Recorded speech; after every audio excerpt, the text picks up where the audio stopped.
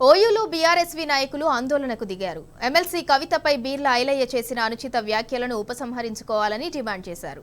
బీర్ల ఐలయ్య వ్యాఖ్యలను ఖండిస్తూ విద్యార్థి నాయకులు నిరసన చేపట్టారు. బీర్ల ఐలయ్య నోటిని ఫినాయిల్తో శుద్ధి చేసుకోవాలన్నారు.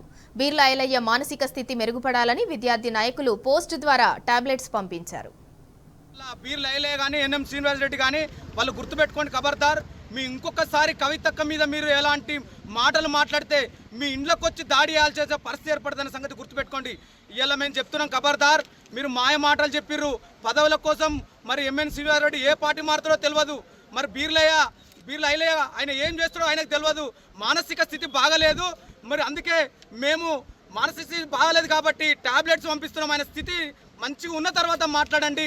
ఆయన మంచి కోలుకోవాలని మేము కోరుకుంటున్నాము. బీర్ల ఐలయ్యకు ఖబర్దార్. ఇగో పినాయిలు ఎట్లా పడితే అట్లా మాట్లాడుతుంది కాబట్టి నోరు శుద్ధి చేసుకో. బీర్ల ఐలయ్య, ఎన్ఎం శ్రీనివాసరెడ్డి రేవంత్ రెడ్డి కాడ పదవులు పొందేందుకు దిగజారిపోయి మహిళ అనేది కూడా కనీస ఇంగిత జ్ఞానం లేకుండా రౌడీ భాషలలో కవితక్క మీద నోటుకొచ్చినట్టు మాట్లాడుతారు. మీ మానసిక పరిస్థితి బాగలేదు. మీరు ఇదే విధంగా కనుక ప్రవర్తిస్తే మీకు ఇప్పటికైతే మెడిసిన్ పంపిస్తున్నాం, మీ నోరును శుద్ధి చేయడానికి ఫినాయిల్ పంపిస్తున్నాము.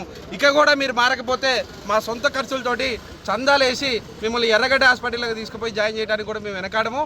మీరు మీ నాయకుడు గతంలో ఓటుకు నోటు కేసులో దొంగకున్నటువంటి నాయకులు మీరు నికార్సైనటువంటి నాయకుల్ని మహిళలనే గౌరవం లేకుండా మాట్లాడితే మాత్రం ఉస్మానియా యూనివర్సిటీ విద్యార్థి నాయకులుగా సహించే పరిస్థితి లేదు.